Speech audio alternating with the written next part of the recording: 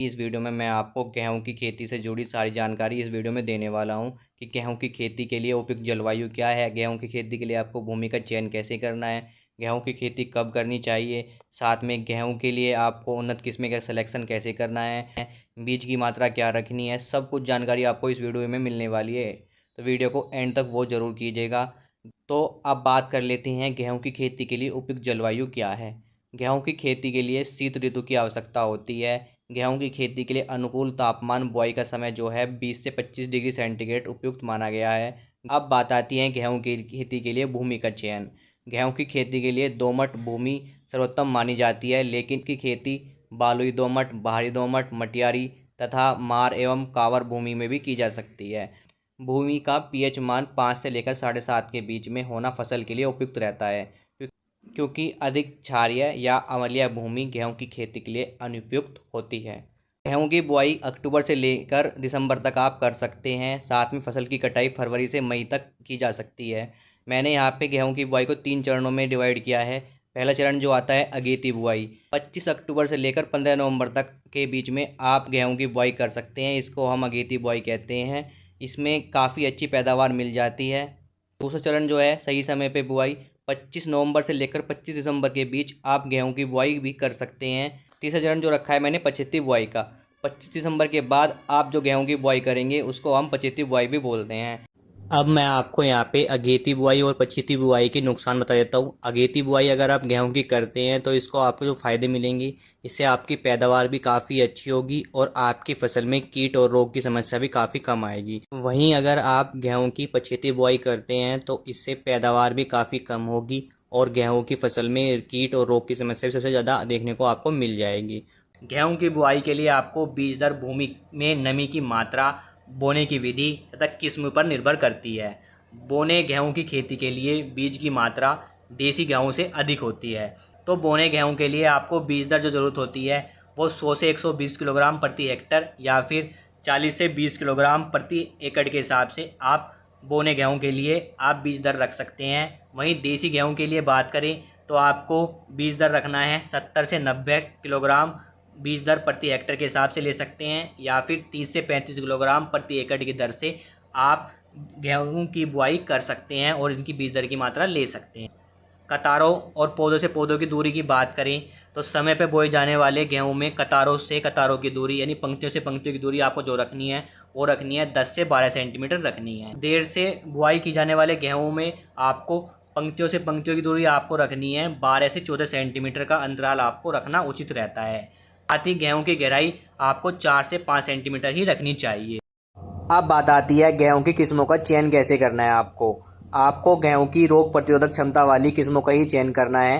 तो अगर आप अगेती बुआई करना चाहते हैं या फिर समय पे बुआई करना चाहते हैं या फिर पछेती बुआई करना चाहते हैं, चाहे आप देसी गेहूं की वैरायटी की बुआई करना चाहते हैं या फिर हाइब्रिड वैरायटी की बुआई करना चाहते हैं, तो इसके लिए मैंने अलग से हर किस्म के लिए एक वीडियो रेडी की है। उसका लिंक मैंने डिस्क्रिप्शन में दे दिया है, जहाँ पे आपको अगेती बुआई से लेकर पछेती बुआई तक की सारी किस्मों की जानकारी आपको वहाँ पे मिल जाएगी। तो आप डिस्क्रिप्शन में जाके उन वीडियो को देख सकते हैं। गेहूं की खेती के लिए खेत की तैयारी।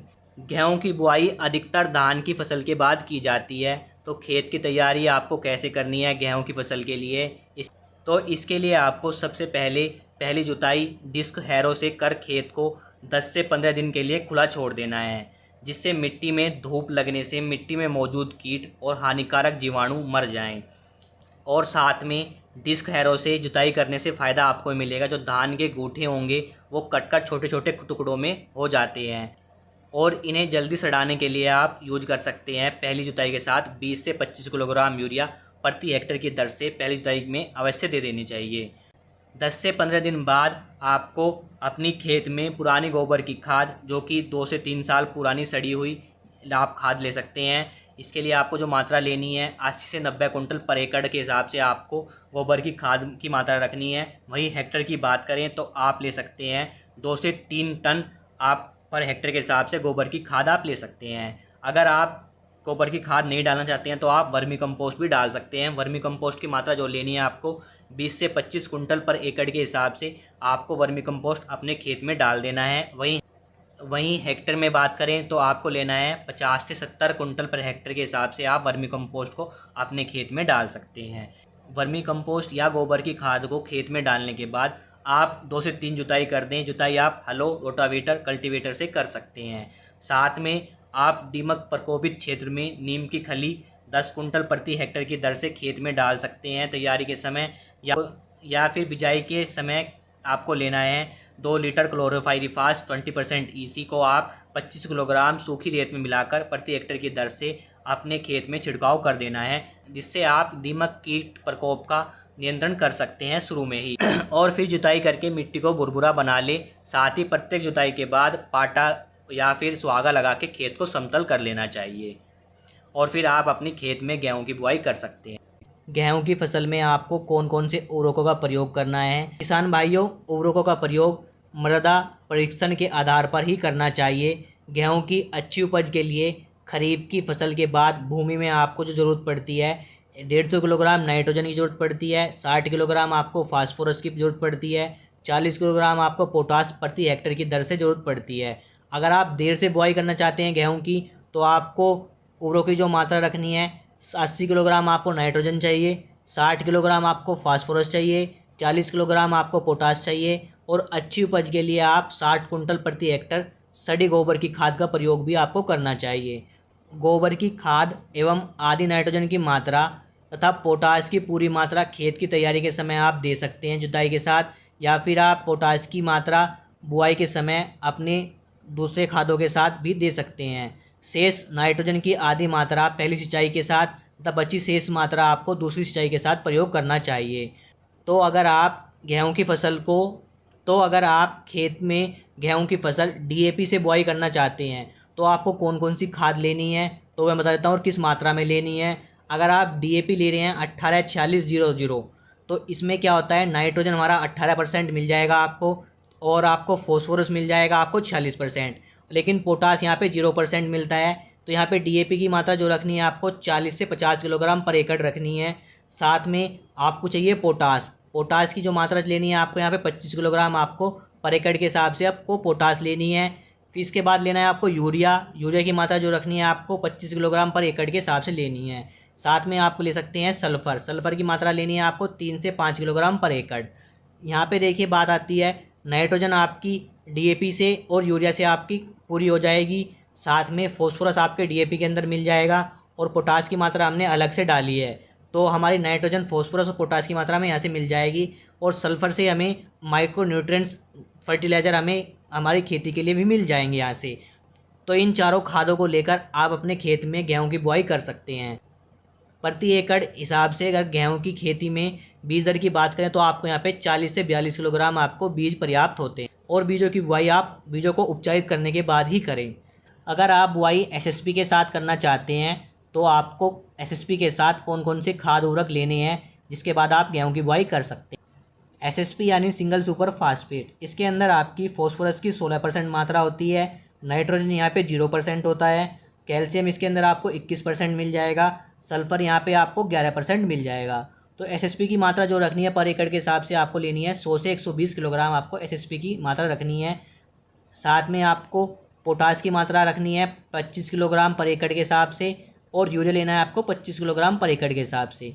यहाँ पे यूरिया से आपकी नाइट्रोजन की मात्रा कंप्लीट हो जाएगी, पोटास से आपकी पोटास की मात्रा कंप्लीट हो जाएगी और एसएसपी के अंदर आपकी फॉस्फोरस की मात्रा पहले से ही है, तो यहाँ से आपकी फॉस्फोरस की मात्रा भी यहाँ से पूरी हो जाएगी। और साथ में देखिए एसएसपी के अंदर आपका सल्फ़र की मात्रा होती है और कैल्शियम की मात्रा होती है, तो यहाँ पे आपको अलग से सल्फ़र की मात्रा लेने की ज़रूरत नहीं है क्योंकि एसएसपी के अंदर पहले से सल्फ़र यानी माइक्रो न्यूट्रिएंट प्रेजेंट होते हैं, जिससे गेहूँ की फसल में काफ़ी अच्छी पैदावार भी मिलती है हमें। तो आप इन 3 खाद को लेकर अपने गेहूँ की बुआई कर सकते हैं एसएसपी के द्वारा। अगर आप गेहूं की बुआई एनपीके खाद के साथ करना चाहते हैं तो उसके लिए आपको खाद उर्वरकों की मात्रा किस हिसाब से लेनी है। यहाँ पे आपको एनपीके लेना है 12-32-16। इसके अंदर आपकी नाइट्रोजन की मात्रा 12% होती है, फॉस्फोरस की मात्रा 32% होती है और पोटास की मात्रा 16% होती है। इसकी मात्रा जो लेनी है आपको लेनी है 50 से 60 किलोग्राम पर एकड़। इसके बाद लेना है आपको यूरिया, क्योंकि यहाँ पे एनपीके के अंदर नाइट्रोजन की मात्रा काफ़ी कम होती है, तो इसके लिए आपको अलग से यूरिया भी लेना होगा, जिसकी मात्रा लेनी है आपको 25 किलोग्राम पर एकड़। साथ में आपको लेना है सल्फ़र की मात्रा जो रखनी है यहाँ पे 3 से 5 किलोग्राम पर एकड़ आपको लेना है। तो इन 3 खाद को लेकर आप अपनी बुआई एनपीके के साथ कर सकते हैं और इससे अच्छी पैदावार भी ले सकते। अब इन तीनों खाद में से सबसे अच्छी खाद कौन सी है? तो यहाँ पे सबसे अच्छी खाद एनपीके है, क्योंकि एनपीके के अंदर आपकी नाइट्रोजन की मात्रा होती है, फॉस्फोरस की मात्रा होती है और पोटास की मात्रा होती है। एनपीके के अंदर आपके बहुत सारे न्यूट्रिएंट्स होते हैं, जैसे जिंक, सल्फर, कैल्शियम और भी बहुत सारे माइक्रो न्यूट्रिएंट्स पाए जाते हैं। अगर आप एनपीके से आप गेहूं की बुआई करेंगे तो गेहूं की उपज आपको काफ़ी अच्छी मिलेगी। साथ में एनपीके से आपको ज़्यादा खाद का यूज नहीं करना होगा। आप इन खादों का यूज करके अपने गेहूं की बुआई कर सकते हैं। तो आपको जो भी खाद अच्छी लगे वो आप लेके अपने गेहूं की बुआई कर सकते हैं। गेहूं की बुआई की विधियां। गेहूं की फसल के लिए गेहूं के खेत की तैयारी करने के बाद अब बात आती है गेहूं की बुआई की। तो गेहूं की बुआई समय से एवं पर्याप्त नमी पर करनी चाहिए, अन्यथा उपज में कमी हो जाती है। गेहूं की बुआई आप इन विधियों से कर सकते हैं। पहली विधि जो आती है वो आती है छिड़काव विधि। इसको हम स्प्रिंकलर मेथड भी बोलते हैं। इस विधि से बीज को खादों के साथ मिलाकर समान रूप से खेत में छिड़क दिया जाता है और पाटा अथवा देसी हल लगाकर बीज को मिट्टी से ढक दिया जाता है। इस विधि से बोए गए गेहूं का अंकुरण ठीक से नहीं हो पाता, पौधे अस्वस्थ ढंग से उगते हैं, बीज अधिक मात्रा में लगता है और पौधे इधर उधर उगने के कारण निराई गुड़ाई में असुविधा होती है। परंतु अति सरल विधि होने के कारण कृषक इसे अधिक अपनाते हैं। तो ये थी पहली विधि। छिड़काव विधि से आप अपने गेहूं की बुआई कर सकते हैं। दूसरी विधि जो आती है वो आती है सीडरल या मशीन द्वारा बुआई। यह बुआई करने के लिए आसान तथा सस्ता ढंग है। इसमें बुआई बैल चलित यंत्रों या ट्रैक्टर चलित मशीनों द्वारा की जाती है। इसमें मशीन में पौध अंतराल व बीज दर का समायोजन इच्छानुसार किया जा सकता है। इस विधि से बीज भी कम लगता है और बुआई निश्चित दूरी तथा गहराई पर समरूप से हो पाती है, जिससे बीजों का अंकुरण अच्छा होता है। इस विधि से बोने में समय कम लगता है। साथ ही इस विधि में से गेहूं की बुआई करने से आप निराई गुड़ाई भी आसानी से कर सकते हैं। अब आती है तीसरी विधि जो कि है डिबलर द्वारा बुआई। इस विधि में प्रत्येक बीज को मिट्टी में छेद कर कर निश्चित स्थान पर मनचाही गहराई पर बोते हैं। इसमें एक लकड़ी का फ्रेम को खेत में रखकर दबाया जाता है तो खूंटियों से भूमियों में छेद हो जाते हैं, जिनमें 1 से 2 बीज प्रति छेद की दर से डालते हैं। इस विधि से बीज की मात्रा काफ़ी कम, लगभग 25 से 30 किलोग्राम प्रति हेक्टेयर लगती है, परंतु समय एवं श्रम अधिक लगने के कारण उत्पादन लागत बढ़ जाती है। तो ये थी हमारी तीसरी विधि जो कि है डिबलर द्वारा बुआई भी आप गेहूं की कर सकते हैं। अब बात आती है अगली विधि की जो कि है फर्व विधि। इसको हम इजराइल विधि भी बोलते हैं। इस विधि से बुआई सिंचाई यानी जल को बचाने के उद्देश्य से की जाती है। इस विधि में ऊंची उठी हुई क्यारियां तथा नालियां बनाई जाती है। क्यारियों की चौड़ाई इतनी रखी जाती है कि उस पर 2 से 3 लाइन में आसानी से आप गेहूं की बुआई की जा सकती है तथा नालियां सिंचाई के लिए प्रयोग में ली जाती है। इस प्रकार लगभग आधे सिंचाई जल की बचत हो जाती है। इस विधि में सामान्यतः प्रचलित विधि की तुलना से उपज अधिक प्राप्त होती है। इसमें ट्रैक्टर चलित यंत्र से बुआई की जा सकती है। यह यंत्र क्यारियां बनाने, नाली बनाने तथा क्यारी पर लाइन में एक साथ बुआई करने का कार्य करता है। तो इस विधि से भी आप गेहूं की बुआई कर सकते हैं। इस विधि का प्रयोग आप उन क्षेत्रों में कर सकते हैं जहां पर आपको पानी की उपलब्धता काफ़ी कम होती है। जो अगली विधि आती है वो आती है शून्याकर्षण सीडरल विधि। धान की कटाई के उपरांत किसानों को रबी की फसल गेहूं आदि के लिए खेत तैयार करने पड़ते हैं। गेहूं के लिए किसानों को लगभग 5 से 7 जुताई करनी पड़ती है। ज़्यादा जुताई की वजह से किसान समय पर गेहूं की बुआई नहीं कर पाते, जिससे सीधा असर गेहूं के उत्पादन पर पड़ता है। इसके अलावा इसमें लागत भी अधिक आती है। ऐसे में किसान को अपेक्षित लाभ नहीं मिल पाता। शून्याकर्षण सीडरल विधि से किसानों का समय बचता है, साथ ही लागत भी कम आती है, जिससे किसानों का लाभ काफ़ी बढ़ जाता है। इस विधि के माध्यम से खेत की जुताई और बिजाई दोनों ही एक समय पर की जाती है। इसमें बीज भी कम लगता है और पैदावार करीब 15% बढ़ जाती है। खेत की तैयारी में लगने वाले श्रम व सिंचाई के रूप में भी करीब 15% बचत होती है। इसके अलावा खरपतवार प्रकोप भी कम होता है, जिससे खरपतवार नाशकों का भी खर्चा कम होता है। समय से बुआई होने से पैदावार भी अच्छी होती है। तो ये थी गेहूं की बुआई की विधियां जिनसे आप गेहूं की बुआई कर सकते हैं। तो गेहूं की फसल में आप खरपतवार का नियंत्रण कैसे करेंगे? गेहूं की खेत में चौड़ी पत्ते वाले किरसन नील, बथुआ, हिरनखुरी, सेंजी, चटरी मटरी, जंगली गाजर आदि और घास कुल के आदि खरपतवार लगते हैं। इनकी रोकथाम आप कैसे कर सकते हैं? इनकी रोकथाम निराई गुड़ाई करके की जा सकती है, लेकिन कुछ रसायनों का प्रयोग करके आप इनकी रोकथाम कर सकते हैं। जैसे कि आप ले सकते हैं पेंथामेथिलीन 30% ईसी की मात्रा जो लेनी है आपको 800 से 1 किलोग्राम मात्रा आपको लेनी है। या फिर आप ले सकते हैं आइसो प्रोटोयूरान 50% WP की आपको जो मात्रा लेनी है आप ले सकते हैं 1.5 किलोग्राम मात्रा ले सकते हैं। इनमें से आप कोई भी एक रसायन ले सकते हैं, उसको आप 600 से 700 लीटर पानी में मिलाकर प्रति हेक्टेयर की दर से आपको छिड़काव कब करना है, जब आपकी बुआई हो जाए उससे 1 या 2 दिन बाद आप इसका छिड़काव अपने खेत में अच्छी तरह से कर दीजिए। छिड़काव करने से आप शुरू में ही खरपतवार का नियंत्रण कर सकते हैं। चौड़ी पत्ती वाले खरपतवारों को नष्ट करने के लिए बुआई के 20 से 25 दिन बाद या पहली सिंचाई के 1 सप्ताह बाद आपको लेना है 4D सोडियम साल्ट 80% WP। ये मार्केट में आपको फार्नेक्सान या टाइफाइसाइड के नाम से भी मिल सकती है। इसकी मात्रा लेनी है आपको 600 ग्राम को आपको 600 से 800 लीटर पानी में मिलाकर छिड़काव कर देना है पूरे गेहूं की खेत में। इसका छिड़काव करने से आप चौड़ी पत्ती वाले खरपतवारों का भी नियंत्रण कर सकते हैं। तो इस तरीके से आप गेहूं की फसल में खरपतवार का नियंत्रण कर सकते हैं। तो गेहूं की सिंचाई पानी की उपलब्धता, मिट्टी के प्रकार और पौधे की आवश्यकता के हिसाब से सिंचाई करनी चाहिए। गेहूं की फसल के जीवन चक्र में 3 अवस्थाएं आती हैं, जैसे कि जड़ें निकलना, पहली गांठ बनना और दाना बनना, जिन पर सिंचाई करना बहुत अति आवश्यक है। यदि सिंचाई के लिए जल पर्याप्त मात्रा में उपलब्ध हो तो पहली सिंचाई 21 दिन पर, इसके बाद आपको 20 दिन के अंतराल पर अन्य 5 सिंचाई कर देनी चाहिए। तो कुल मिला के आपको 6 सिंचाई अपनी खेती में करनी चाहिए अगर आपके पास पानी की उपलब्धता है। तो यहाँ पे मैं आपको सिंचाई के बारे में बता रहा हूँ। तो पहली सिंचाई आपको कब करनी चाहिए? अगर आपने खेतों में गेहूं की बोनी किस्मों यानी हाइब्रिड किस्मों को लगाया है तो इसके लिए आपको जो पहली सिंचाई करनी है वो करनी है आपको बुआई से 20 से 25 दिन पर सिंचाई कर देनी चाहिए। अगर आपने खेतों में गेहूं की लंबी किस्मों की बुआई की है तो इसके लिए आपको सिंचाई जो करनी है पहली, वो बुआई के लगभग 30 से 35 दिन बाद ही आपको सिंचाई करनी है। तो पहली सिंचाई आपको 20 से 25 दिन में कर देनी है और इसके लिए आपको लेना है 45 किलोग्राम यूरिया, 5 किलोग्राम आपको माइक्रो न्यूट्रिएंट फर्टिलाइज़र प्रति एकड़ के हिसाब से जड़ों के पास देकर ही आप सिंचाई करें। यानी सिंचाई के 1 दिन पहले या सिंचाई करने से पहले आप ले सकते हैं 45 gram urea, 5 kilogram micro nutrient fertiliser आप खेतों में अच्छी तरह से बिखेर दीजिए और उसके बाद आप सिंचाई कर सकते हैं। दूसरी सिंचाई जो आपको करनी है वो करनी है आपको बुआई के 40 से 50 दिन बाद आपको दूसरी सिंचाई करनी है। दूसरी सिंचाई के समय आपको लेना है 45 किलोग्राम यूरिया, 5 किलोग्राम आपको ले सकते हैं इफ़्को का सागरिका, ये आपका दानादार सागरिका आता है आपको। इस दोनों को मिक्स करके अच्छे से आप प्रति एकड़ की दर से जड़ों के पास डालकर सिंचाई कर दें। तो दूसरी सिंचाई आपको करनी है 40 से 50 दिन बाद। तीसरी सिंचाई की बात करें, तीसरी सिंचाई आपको बुआई के लगभग 60 से 70 दिन बाद कर देनी है। चौथी सिंचाई की बात करें, चौथी सिंचाई आपको फूल आने की अवस्था या अर्थात बुआई के 80 से 90 दिन बाद आपको कर देनी है। पाँचवीं सिंचाई आपको बुआई से 100 से 110 दिन के बाद कर देनी है। छठी सिंचाई जो आपको करनी है वो करनी है 130 से 140 दिन के बीच में आप छठी सिंचाई कर सकते हैं। तो कुल मिला के आपको गेहूं की खेती के लिए 5 से 6 सिंचाई पर्याप्त होती है। 5 से 6 सिंचाई करने से गेहूं की खेती में उपज काफ़ी अच्छी होगी। गेहूं की फसल में लगने वाले प्रमुख कीट कौन कौन से हैं और उनका नियंत्रण कैसे करना है?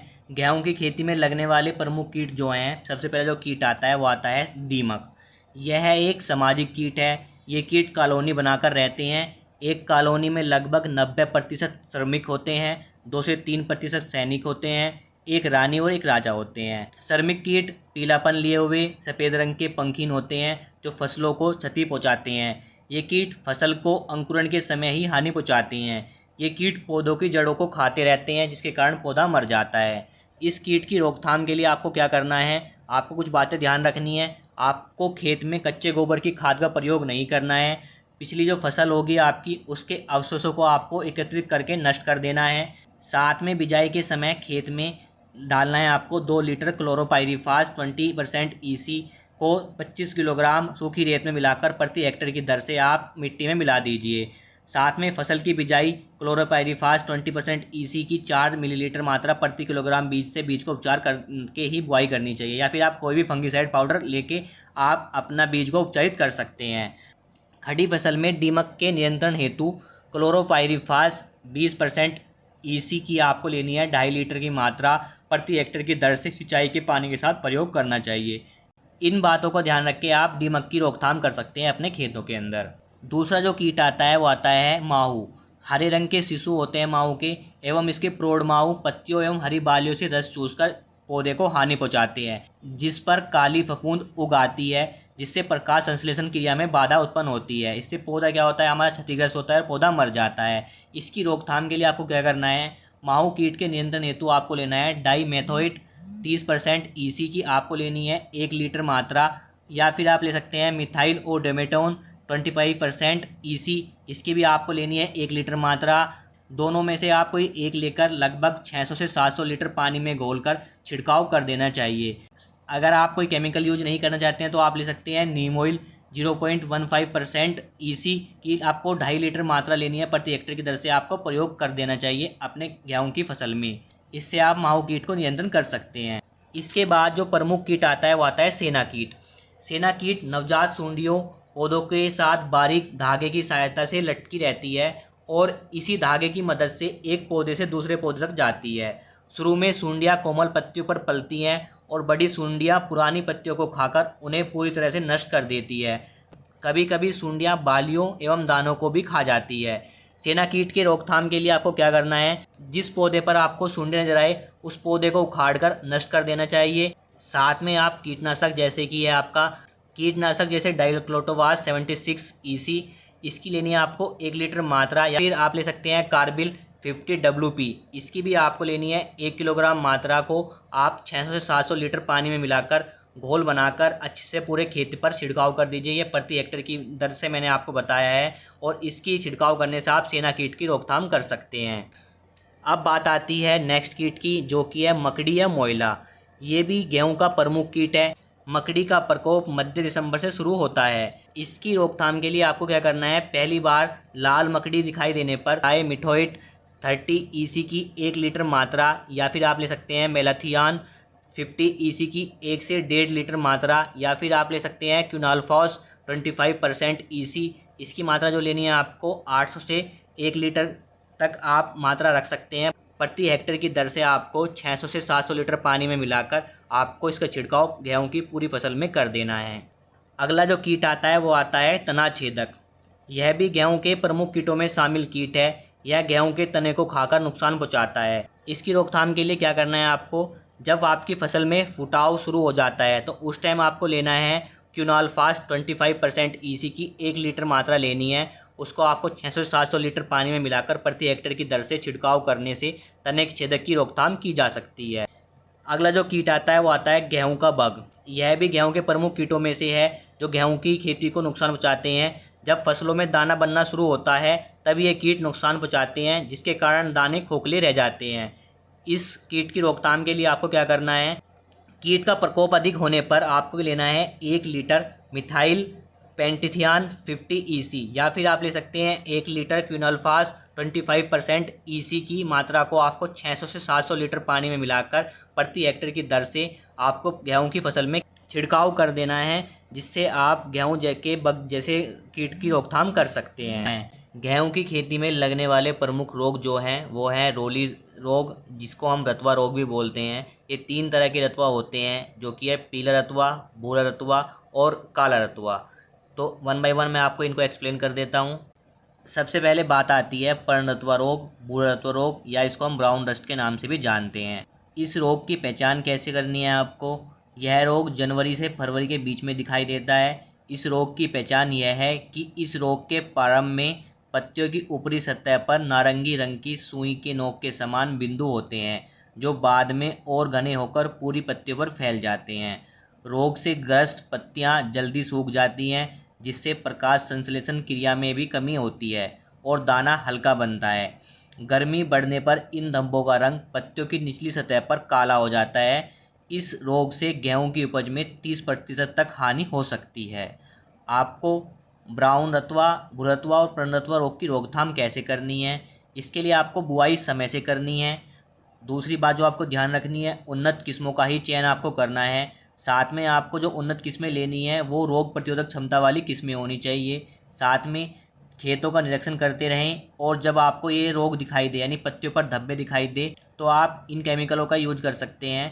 पहला है आपका प्रोपिकोनोजोल 25 ईसी, इसकी आपको 500 ml मात्रा लेनी है।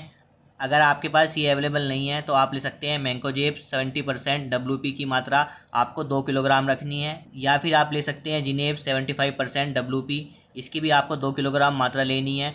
इनमें से आप कोई भी एक केमिकल लेके 600 से 700 लीटर पानी में मिलाकर प्रति हेक्टेयर की दर से पत्तियों पर छिड़काव कर दें, यानी पूरी फसल पे आप अच्छे से छिड़काव कर दें। स्प्रे या छिड़काव करने से आप भूरा रतुआ रोग को गेहूं की खेती की फसल में कंट्रोल कर सकते हैं। दूसरा रतुआ रोग जो आता है वो आता है पीले रतुआ रोग। इसको येलो रस्ट और धारीदार रतुआ भी बोलते हैं। इस रोग के लक्षण शुरू में पत्तियों की ऊपरी सतह पर पीले रंग की धारियों के रूप में देखने को मिलते हैं, जो कि धीरे धीरे पूरी पत्तियों को पीला कर देते हैं और पीला पाउडर आपको ज़मीन पर भी देखने को मिल जाता है। इसी स्थिति को ही गेहूं का पीले रतुआ रोग कहते हैं।